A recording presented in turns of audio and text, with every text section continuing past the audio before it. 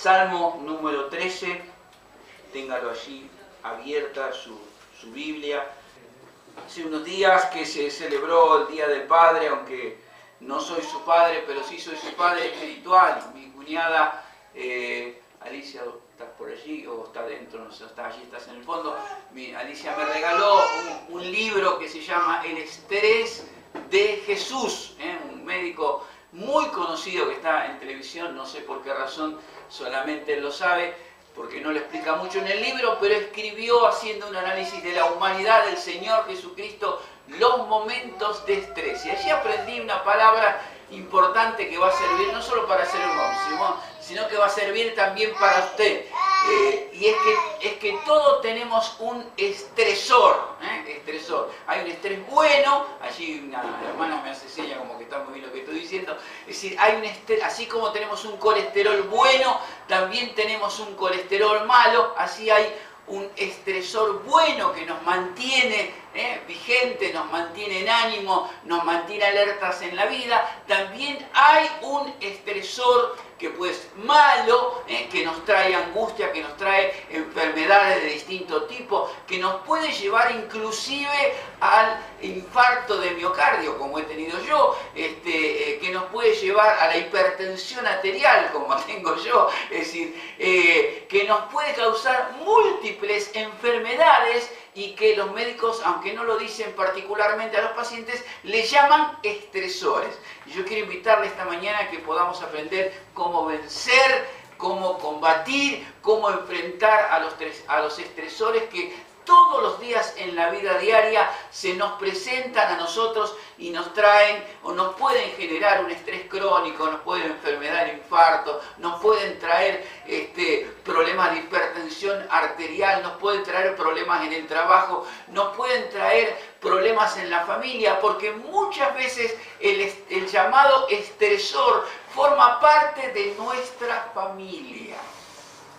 Forma parte de nuestra familia. Y el estresor en este caso, el causante de todas las angustias y de todas las aflicciones del del rey David de Israel, en este caso, es un miembro de su propia familia. Es ni más ni menos que su hijo Absalón. Y en esta porción, en este salmo de la palabra del Señor, el Salmo 13, David nos va a enseñar, o la palabra de Dios nos va a enseñar a través de su experiencia y de lo que él hace, nos va a enseñar por lo menos tres grandes acciones, tres grandes pasos que cada uno de nosotros tenemos que tener para poder combatir a ese estresor que puede ser un miembro de la familia, que puede ser una enfermedad, que puede ser una situación económica por determinada razón, que puede ser un miembro del trabajo, un jefe, etcétera. ¿Cómo nosotros podemos enfrentar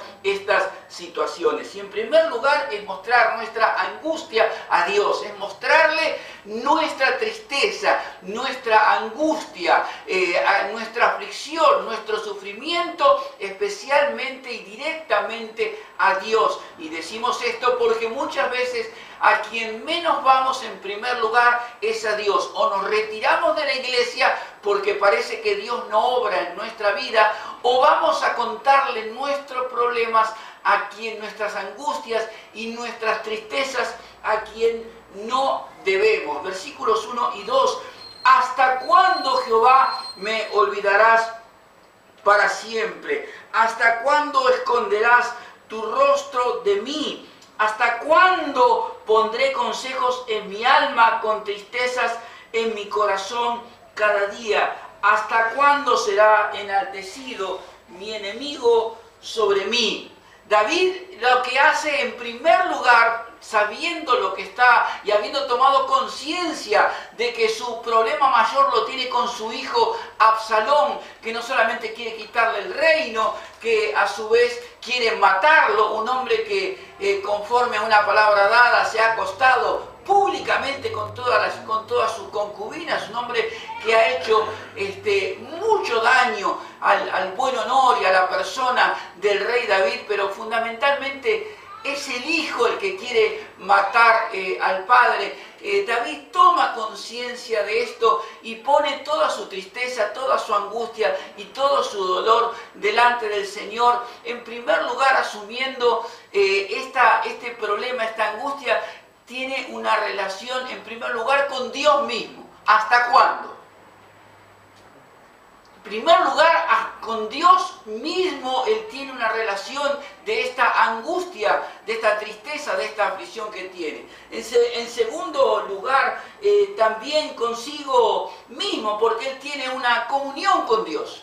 Es un siervo de Dios, es un escogido de Dios. Y sin embargo, Dios parece que hasta ahora, hasta este momento, Dios no ha intervenido en su propia vida. Y en tercer lugar, un sufrimiento, una angustia, una tristeza que parte su propia alma de punta a punta, por decirlo de alguna manera. ¿Por qué? Porque no es ni un jefe, no es un enemigo de otra tribu, no es alguien de Canaán, no es alguien de otro territorio, sino su propio hijo el que está intentando no solamente quitarle su reino, sino que está intentando quitarle su propia vida. Y lo que hace David en este caso, hay tres cosas que hace en estos primeros 2 versículos que acabamos de ver. En primer lugar, él dirige su oración directamente a Dios. Va directamente a Dios. ¿Hasta cuándo, Jehová, me olvidarás para siempre? No solamente va a Dios a contarle lo que está ocurriendo, que hay un tiempo en el que ha transcurrido y en que Dios no ha intervenido, sino también un sentimiento que hay muy profundo dentro de él, cosa que ocurre en muchísimos cristianos hoy en día. Muchísimos cristianos luchan mucho no solamente con los tiempos de Dios, luchan también con sus propios sentimientos. Sienten equivocadamente que Dios los ha olvidado, olvidándose de todas las promesas de Dios.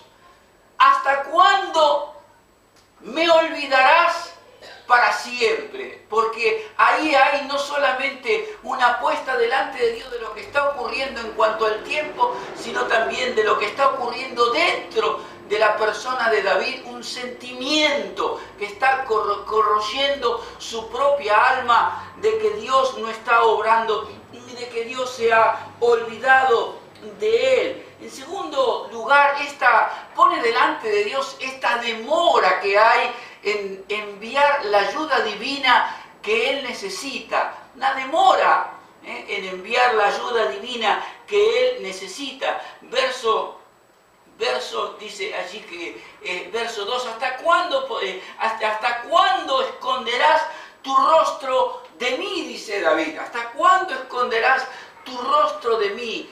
¿Hasta cuándo va a ser el tiempo en que tú derrames tu bendición sobre mí, tú intervengas en nuestra vida? Pero es importante que no va a contárselo a otra persona. Va delante del Señor, no solamente, como dije antes, a contar lo que sucede, a contar lo que él siente, sino también a decirle que hay tiempo ya que él está esperando que Dios intervenga y que todavía no ha ocurrido absolutamente nada. Aquí hay una oración de parte de David que está en medio de una circunstancia absolutamente difícil. Su propio hijo. Y cuando digo su propio hijo parecería simplemente una frase, o cuando lo leemos en la Biblia lo pasamos rápidamente. Es su propia carne, su propia sangre, que está intentando quitarle no solamente el reino, sino quitarle también su propia vida. ¿Cuánto dolor hay en el corazón de David? Sabemos bien lo que sufrió después de la muerte de Absalón. ¿Cuánto dolor hay en la vida de David al pensar todos los días lo que está ocurriendo? Pero lo que hace David al ir en estos primeros 2 versículos y mostrar esta oración de que frente a la aflicción, frente a un estresor, algo que nos está produciendo angustia, que nos está produciendo tristeza, que nos produce aflicción, que nos produce tribulación, lo que hay que hacer es ir directamente a Dios.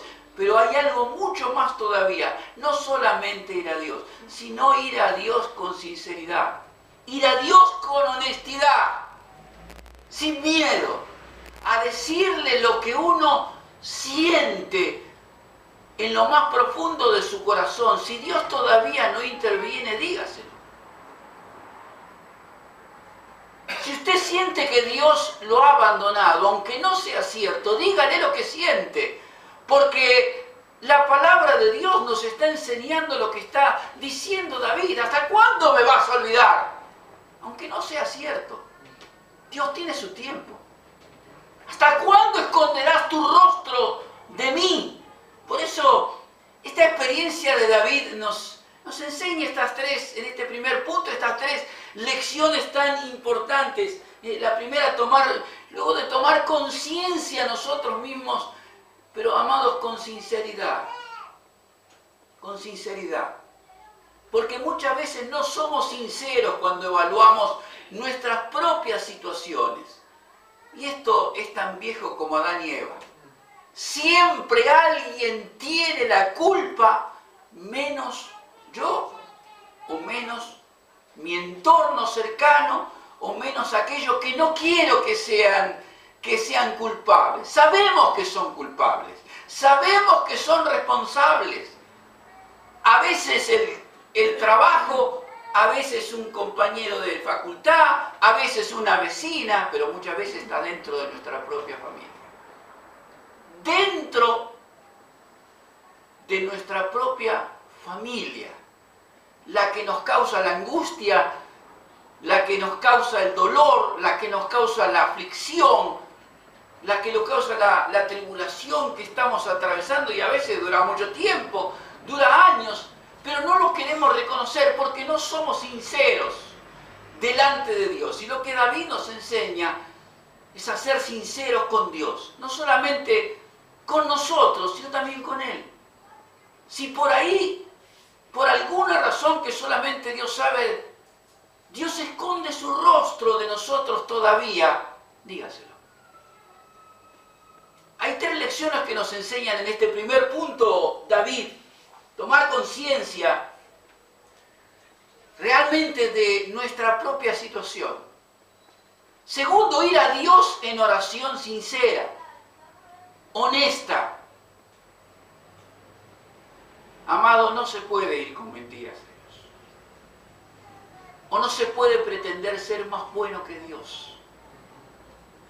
Uno tiene que ir a Dios con absoluta sinceridad. Y si Dios todavía no ha obrado en nuestra vida por alguna razón, que solo Dios sabe, es bueno decírselo. Es bueno mostrárselo, no porque Dios no lo sepa, sino porque es bueno que usted abra su alma y se lo diga. Cuando David o los salmos enseñan y le piden a Dios que tome los niños y los estrelle contra una peña, leyó esos salmos, ¿no es cierto? ¿O no leyó? No es porque David está queriendo tomar un niño y estrellarlo contra una peña. ¿Sabe cómo se llaman esos salmos? Imprecatorios. Y el propósito que tienen esos salmos es que usted derrame su bronca y su ira delante de Dios, porque si la derrama delante de otro, estrella a los niños contra la peña. Ese es el propósito. Honestidad, sinceridad. Jesús fue alguien sincero. Señor, si es posible, pasa de mí esta copa, no quiero sufrir. ¿Quién quiere pasar por la cruz? En este libro que estoy leyendo, terrible. ¿Quién quiere atravesar por la cruz y el suplicio previo a la crucifixión? Nadie. Pero uno debe ser sincero. Debe ser sincero. Y David aquí es sincero delante del Señor en segundo lugar. Y en tercer lugar, dice la palabra del Señor aquí, ¿hasta cuándo será enaltecido mi enemigo sobre mí? ¿Hasta cuándo pondré consejos en mi alma con tristezas en mi corazón cada día?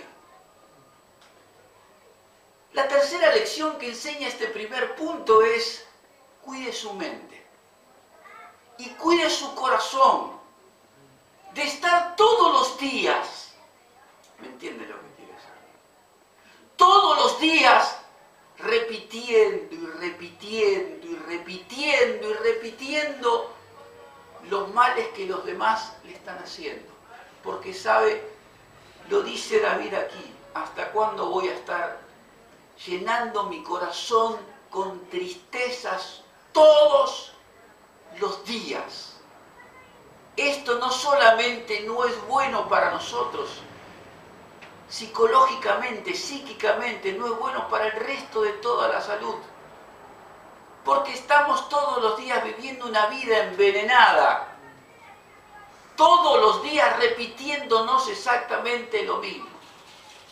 Si no es mi suegra, perdón, las suegras presentes, si no es mi yerno, si no es mi hija, si no es mi hijo, si no es el jefe, si no es la vecina, pero siempre repitiéndonos todos los días que me hace esto, que me hace lo otro, que hizo esto, que hizo lo otro. ¿Y sabe lo que logra con eso? Enfermarse. Enfermarse. Y Dios no quiere que estemos necesariamente enfermos. Nos enfermamos porque somos caídos. Pero podemos estar más sanos en la medida que podamos cambiar nuestra forma de vivir todos los días frente a estos estresantes que se puede llamar jefe, se puede llamar yerno, se puede llamar suegra, mamá, papá, o se puede llamar hijo, como en este caso de David, que se llamaba Absalón.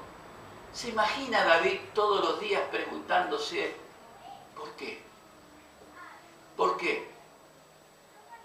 ¿Por qué Absalón quiere mi muerte? ¿Por qué Absalón quiere mi reino? ¿Por qué Absalón esto? ¿Por qué Absalón el otro? Lo único que se logra es una vida triste y enferma.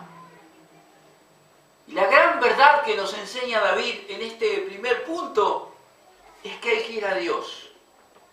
¿Usted se cree que los pastores no pasan estas cosas? Yo no quiero ni entrar en internet. La sarta de mentiras que han dicho de mi persona no tiene nombre. Y usted lo sabe. Acá, en el interior del país, enojados porque no le prestamos el servicio de fichero de culto, tantas cosas que han dicho de nosotros. No se puede. Terminamos viviendo enfermos. Entonces no se puede. Hace poco escuché un sociólogo que decía: sos lo que internet diga. ¿Sabe qué? Trajo sanidad para mí. Y sí, no puedo evitar. Yo no puedo evitar la lengua de los demás. No puedo evitar que cualquiera escriba cualquier tontería, cualquier mentira, cualquier... Si es cristiano, bueno, ahí muestra lo que es. Es decir, cualquier difamación en contra de uno, la cantidad de cosas que han dicho. Pero acá, adelante de uno, no lo dice nadie. Es muy fácil escribir en internet. Pero volviendo a nosotros, ¿sabe? Lo importante es que vivamos una vida sana y que seamos honestos delante de Dios. Seamos honestos delante de Dios, aunque tenga que llorar, aunque tenga que partirse al medio de rodillas. Vaya a Dios en oración sincera y honesta. Le invito al primer libro de Samuel, capítulo 1, por favor. Primer libro de Samuel, simplemente un versículo, pero que con eso alcanzará para darnos cuenta de lo que acabamos de decir y dar un ejemplo claro de cómo se hacen las cosas. Allí en el primer libro de Samuel encontramos a este hombre Elcana, que tiene dos esposas, una llamada Penina y la otra llamada Ana. Penina le da hijos y para la cultura judía es una gran felicidad, pero también tiene otra esposa que se llama Ana, que para la cultura judía es una calamidad, casi tomado como un castigo de Dios el hecho de no poder tener hijos. ¿Y cuál es el estresor, el causante del sufrimiento, el dolor, la agonía, la tristeza, la tribulación de Ana? Penina, que todos los días o cada vez que había que ir al templo, la carcomía con el mismo tema, trayéndole sufrimiento y dolor. Y encima un marido que no es consciente de la situación que se está atravesando dentro de su propia casa, que le dice, pero si yo soy mejor que 10 hijos, ¿para qué problema te hace? Hay que ponerse en el lugar de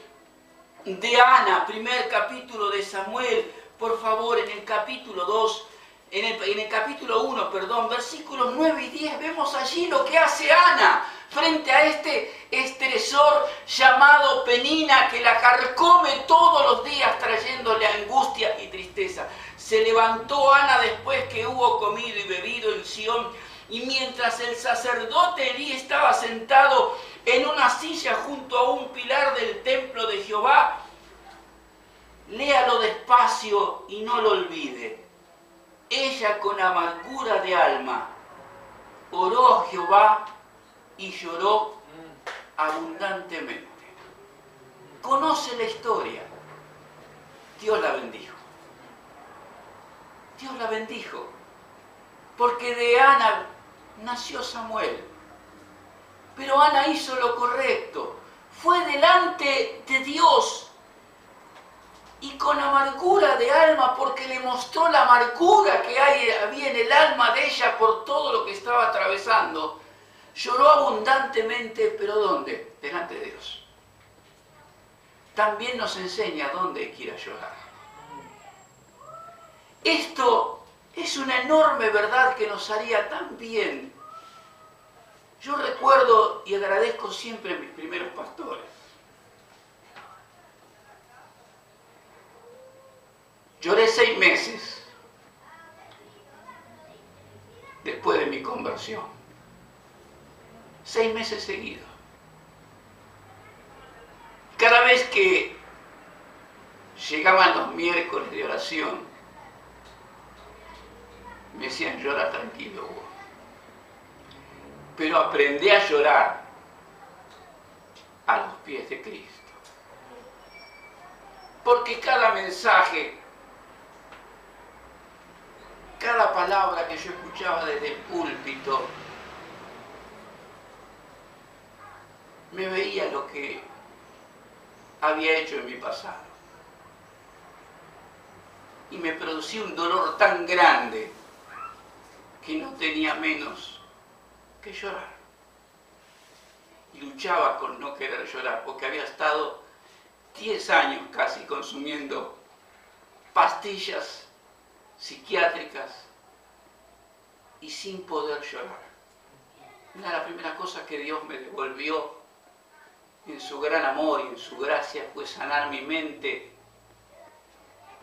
y darme la capacidad de poder volver a sentir algo por otro. Y de poder volver a llorar. No sabe la alegría que tuve la primera vez que pude volver a llorar. A expresar mis sentimientos.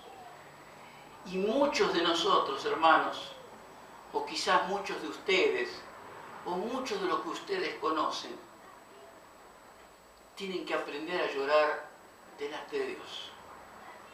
Porque llorar no es como dicen por allí, no puede estar triste ese corito que no lo cantaremos nunca, jamás, mientras yo sea el pastor de esta iglesia. No puede estar triste el corazón que alaba a Cristo. Un error. Aún Jesucristo lloró por Lázaro. El versículo más corto del Nuevo Testamento. Jesús lloró. Claio lloró. ¿Y sabe qué significa llorar? Audiblemente. Jesús lloró de modo que todos lo escuchaban por el dolor de su amigo muerto. ¿Por qué no voy a llorar?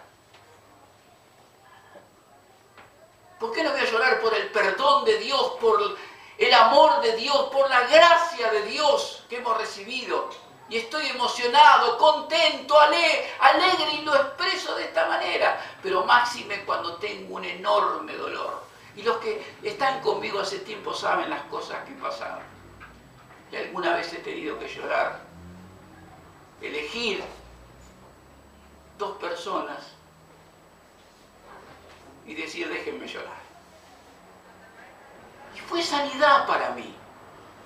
Y David aquí, inclusive no solamente llorar, dice el Salmo 32, mientras callé, envejecieron mis huesos. Tenemos que hablar con Dios. Tenemos que aprender a llorar delante de la presencia de Dios, porque eso va a traer, ¿sabe lo que dicen los psicólogos del llanto? Que es un mecanismo que Dios nos ha dado para expresar, para evitar que algo peor nos suceda. Porque si no expresamos con llanto, todo va para adentro y entonces estamos peor. Que David nos enseña acá, en primer lugar, vaya a Dios. Si tiene a alguien que le trae sufrimiento, dolor, angustia, tristeza, vaya a Dios. Y si tiene que llorar, si tiene que doblar sus rodillas, si tiene que clamar, hágalo sin vergüenza, sin miedo. Dios no va a enojarse con usted, porque está siendo sincero y honesto y está haciendo un acto de fe en Él, pidiéndole que Él la visite. Segundo lugar, debemos pedir la intervención de Dios. Versículos 3 y versículo 4, es la palabra del Señor. Mira, respóndeme, oh Jehová Dios mío, alumbra mis ojos para que no duerma de muerte, para que no diga mi enemigo lo vencí, mis enemigos se alegrarían si yo resbalara. David tiene dos razones más que suficientes para ir delante de Dios en oración y para pedir confiadamente la intervención de Dios en su vida. David está pidiendo confiadamente por dos razones la intervención de Dios en su vida. En primer lugar, porque el Dios que tiene es un Dios personal. Mi Dios, su Dios, es un Dios personal, no es el Dios de otro, es nuestro Dios. Es nuestro Dios personal y por eso podemos ir confiadamente a pedir la intervención de Dios en nuestra vida. Y en segundo lugar, porque por más que sea Absalón el hijo, no está bien que él gane, porque va a terminar quitando la vida y va a terminar quitando el reino y no está dentro de los propósitos de Dios. Entonces tiene estas dos grandes razones para ir con confianza delante de Dios pidiendo la intervención en su vida. Y hay tres cosas que pide David a Dios que haga sobre su vida. Llamo su atención en primer lugar que mire, en segundo lugar que responda y en tercer lugar que alumbre sus ojos. Que mire no es porque Dios no lo sepa, es un pedido a Dios. Que Dios mire su vida. Señor, mira lo que estoy sufriendo. Mira lo que estoy pasando, mi propio hijo. No es fácil lo que estoy diciendo. Mi propio hijo siendo un traicionero, que se para en la puerta, antes de la puerta y cuando todos llegan, si yo fuera el rey. Yo les haría justicia, pero bueno, ahí está. Ahí está mi padre. El propio hijo traicionándolo. Y lo que Dios dice, lo que David dice, no es porque Dios no lo sepa, sino porque abre su corazón delante de Dios. Mira lo que me está ocurriendo, mira la aflicción, mira la angustia. Y quizás usted no tenga un Absalón, quizás tiene un jefe de su trabajo, o quizás tiene otra clase de hijo, o una nuera, o un yerno, o una vecina, o un consiervo. O un consiervo. ¿Sabe las veces que he escuchado cosas? No solamente de mí, de otros de los cuales han hablado cosas como me han dicho, Hugo, ¿te parece lo que han dicho de mí? Alguna vez un pastor, y lo voy a decir con todas las letras, un pastor quedó internado. Y un par de viejitas o de hermanitas que no tenían nada que hacer, iban todos los días a la casa del pastor a llevar comida a la esposa. Y después, el pastor, la esposa estaba embarazada, pero todavía no se había manifestado. Ese pastor pidió el ministerio en la denominación. ¿Sabe por qué? Porque salieron a decir que mientras él estaba en el hospital, la esposa le había sido infiel. Me lo encontré en el penal de General Alvear, del cual soy el mentor de su apertura. Me dijo, Hugo, ¿te parece lo que han hecho? ¿Cómo hago para levantar mi buen nombre y honor en donde vivo? Mi buen nombre y honor de mi familia.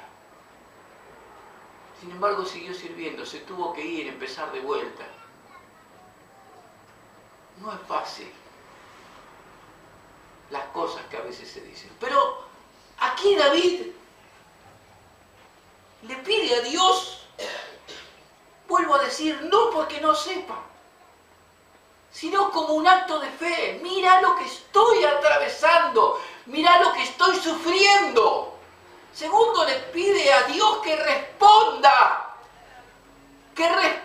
porque ha pasado el tiempo y todavía no hay respuesta de parte de Dios. No nos dice la Escritura cuánto tiempo ha pasado. Sí sabemos que no fueron muchos años, pero él le pide confiadamente a Dios que responda, no dándole órdenes como hemos escuchado y como sabemos tantas veces, ¿no? Parecería que tenemos la capacidad para mucho de darle órdenes a Dios y que Dios tiene que hacer lo que nosotros queremos, por favor. ¿Dónde está la soberanía de Dios? Dios va a hacer lo que Él quiere y cuando quiera y como quiera. Y de hecho acá también lo hizo. También debemos estar preparados cuando vamos con estas oraciones a Dios y le decimos a Dios que responda. También debemos estar preparados para cuando Dios responda, aceptar como Dios responde. Se lo voy a volver a repetir. Debemos prepararnos cuando le pedimos a Dios que responda para aceptar como Dios responde, porque muchas veces nosotros queremos que Dios responda como nosotros queremos y no como Dios quiere. Y en tercer lugar, David le pide a Dios que alumbre sus ojos. ¿Para qué? Para ver la aflicción que está sufriendo. No necesita, si la está viviendo todos los días, sino que ilumine sus ojos de la fe para ver más allá, para ver cómo puede terminar esto, para ver cuando venga la intervención de Dios sobre su vida, porque tarde o temprano va a llegar. Estas tres cosas pide David cuando pide y nos enseña a nosotros también a pedir, amados, a pedir la intervención de Dios en nuestra vida. Usted, yo, la iglesia entera, todos debemos pedir la intervención de Dios en nuestra vida. Podemos y debemos pedirle a Dios que responda cuando pase el tiempo. Cuando pase el tiempo y parece que no hay respuesta. Ustedes saben bien cuántos hace un montón de años atrás, 1 año sin trabajo. 1 año con familia, yendo a golpear la puerta de mis antiguos compañeros, contadores. Nada. Nada. Y día tras día que salía, nada. Y uno, Señor, responde. 1 año, hasta que el Señor respondió. Que Dios mire, que Dios responda, que Dios ilumine nuestros ojos para ver con los ojos de la fe y para estar preparados como Dios responde a nuestras oraciones. Porque quizás Dios responda de la manera en que nosotros no pensábamos ni hubiésemos querido. ¿Cómo terminó Absalón? Colgado de un árbol y atravesado por flechas. ¿Cualquiera de nosotros cree que David hubiera querido eso? ¿No hubiera sido mejor que Absalón hubiese venido delante de David? Mirá, papá, perdóname, estuve equivocado. Pero no, se le pidió a Dios una intervención, se le pidió a Dios una respuesta y Dios respondió. Y debemos aceptar cuando Dios responde. Porque, amado, le quiero decir que muchas veces, y lo he visto, Dios responde de manera que usted no hubiese querido. Pero usted le pidió a Dios que responda, que lo saque de esa situación. Y tenemos que aprender a aceptar ese tipo de respuesta, porque los tiempos de Dios no son los nuestros y las circunstancias de Dios tampoco son las nuestras. Y Dios sabe cómo responde, cuándo responde y de la manera también en que Dios responde. Y en último lugar, debemos alcanzar, vivir nuestra seguridad en Dios. Últimos 2 versículos. Nuestra seguridad en el Señor. Mas yo, dice David, después de haber derramado su alma delante de Dios, él habla consigo mismo. Mas yo en tu misericordia he confiado. Mi corazón se alegrará en tu salvación. Cantaré a Jehová, porque me ha hecho bien. No importa ahora para David el grado de presión que está sufriendo.